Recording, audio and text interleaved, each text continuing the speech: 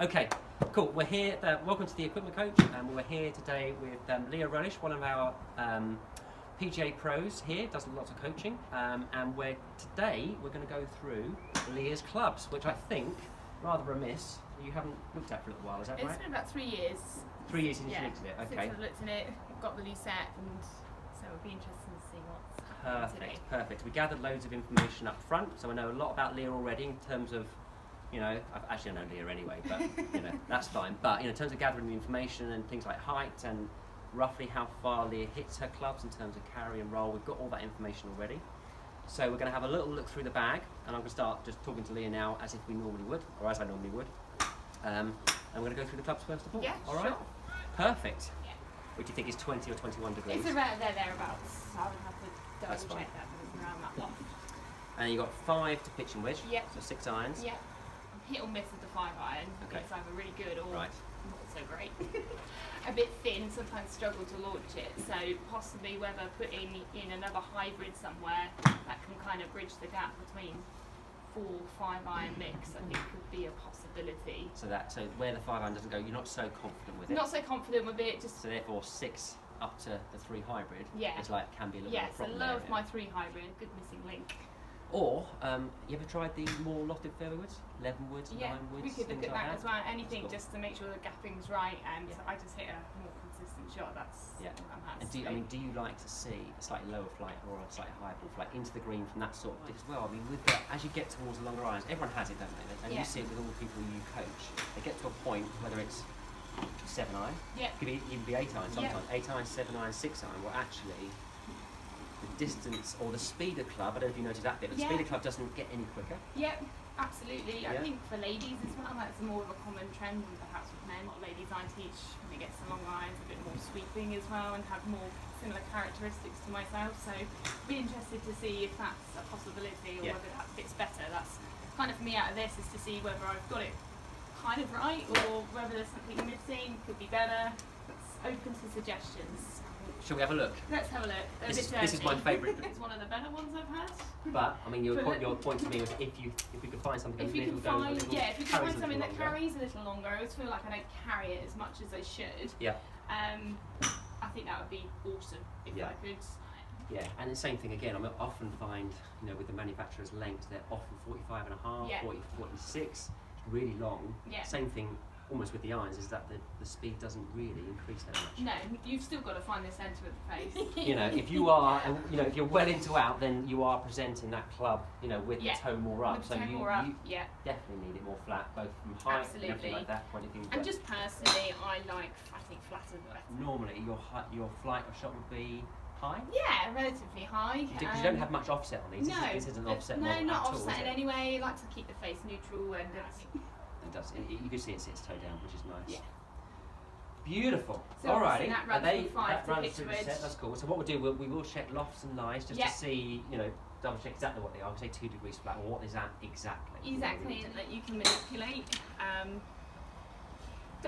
Not dishappy, and as you can see, the head styles have changed. So I went to a slightly different wedge shape there, less cavity, more sort of down the traditional route, just because I do find that easier than having something that's a bit clunky when Yeah, it comes to those sort of absolutely. shots. And often the set wedges they're not designed. They're Yeah. they're like almost a token gesture. Yeah, exactly. I always treat these wedges different to everything. Cool. Which scales, if there's anything else. And that's the reason I better. ask about that, you're comfortable hitting that 56 out of the bunker as Yeah, well. I'm comfortable It's hitting not, the it's not 56. particularly wide sole, is it? No, quite comfortable. I mean, I grew up on links golf courses, so I'm used to having to manipulate and do different things. Right, So I actually sorry. quite like that sort of workability factor with those sort of clubs. So yeah, but I'm open to suggestions and trying some different things. Best way to be. I think that's it when you go into a fit. You have to go in with an open mind, and yes, looks and feels are very important, but you've got to look at the data, look what's happening, and you've got to ask yourself the question: do you want a club that you can just show off to your mates, or want a club that's gonna? Well, look at you. That's for the camera. That is. Yeah. Don't just go for the glitz. glitz. Don't just go for the I've been bling. using Ben Ross in the past, but at the time that was the best option for me. So.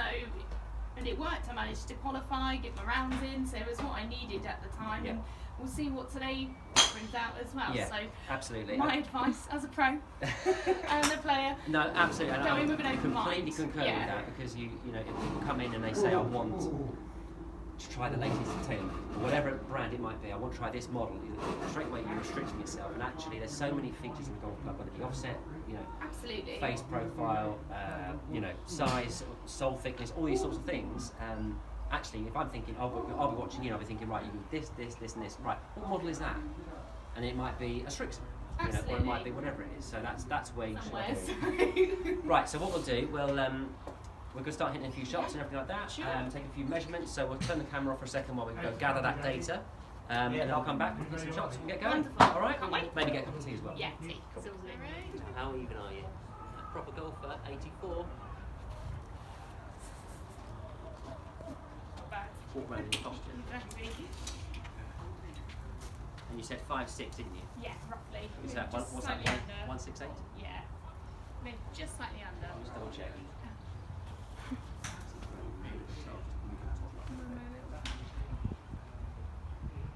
168, we'll give you that. Yay! Just above 168. I'm taking the top knot off. Obviously, for the people watching at home, it's like TV. Yeah, it is. That's what it is. There's your CPM number. Obviously, what we're going to do is we're going to add 10 to that number. So we've got 263. Do you want to just come and get a zoom in on that, Holtz? So this is cycles per minute. It gives me an idea of the flex of the shaft. Like I say, it's not the be-all and end-all. It just gives us a little idea of how stiff the shaft is playing. So 263. I'm actually going to add 10 to that because this machine is designed for actually measuring a raw shaft. With the grip on, it just softens it off a little bit. So we add 10 to that. That becomes 273. And then I'll give you a little idea of how this all works. 273. We know it was, I think it was 30. Did you say half inch shorter? Or? Half an inch, yeah. So we're looking at 36.5 inches, and we're cross-referencing that with our number, which is 263, and it's quite low down here. So we know it's in that ladies flex. Sometimes you'll get, there's a ladies profile there, you've got A flex, you've got regular flex, and so forth. So that's how we cross-reference, and we'll find out, for example, if you had a shaft that was, in theory, regular, but it actually CPM'd or cycled somewhere down here, that's a very different playing shaft to a regular that cycles up here somewhere. So we do this every fit, just because it's very difficult to know everything about every shaft, especially the more stock type shafts, because sometimes they Absolutely, manufacturing process, things happen, so you need to check it.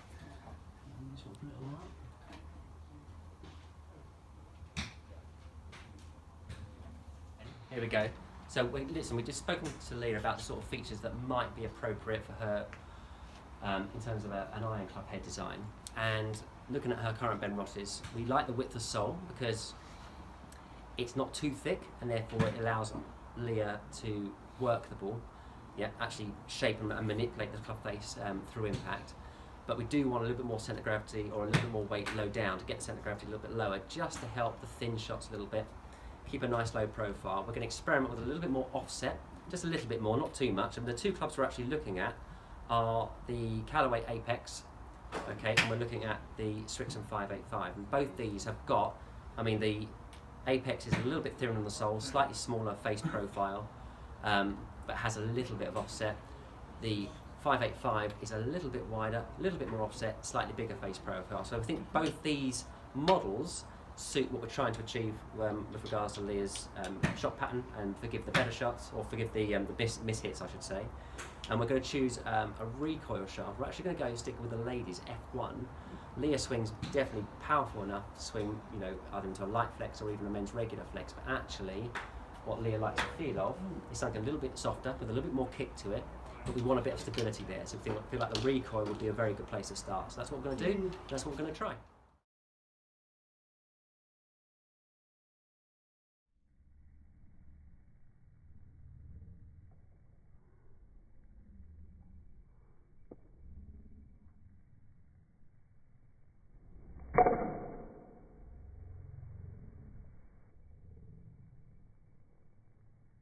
We obviously saw the last one. Yeah. You stepped on that one.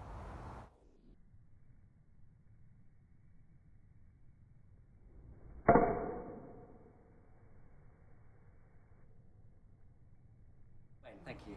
Right, that's great. Leah, we've gone through quite a few bits. We've concentrated on the irons initially. Yeah. We've looked at various things which we think we want to try and help and fix. In Leah's case, Leah's got her set technique. She knows what is good and what is bad.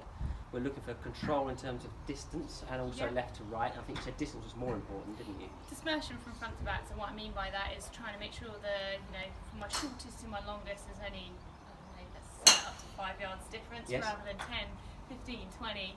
That's for me more important. So it helps me get over bunkers when I'm on par 3s or knowing where I want to carry. So relying on that Yeah. distance you can carry is really important. Absolutely, more so than left, even left and right. I can kind Yes. of You can get work over on it. that. I can work on that, yeah. So from a club perspective, what we've concentrated on is, I mean, Leah's got the Ben Ross, which we're absolutely fine, but what we've done is we've added a little bit more offset to the models that we're choosing. We've been able to concentrate a little bit more weight lower down. I think the profile we kept round about the same. Yeah. We've looked at lie angle, we've looked at setup, we've looked at the appropriate shafts, and we're still messing around with shafts. So actually, our next stage is we're going to put a couple of bits together for Leah, both in the Strixon 585 and the Ping i210. All right, so that's the next bit we'll look at, and then we'll look at drivers and woods, and we'll keep you informed. So I hope you've enjoyed this session, and we'll come back to you very shortly with the next stage. Awesome. Thank you, Leah. Thank you.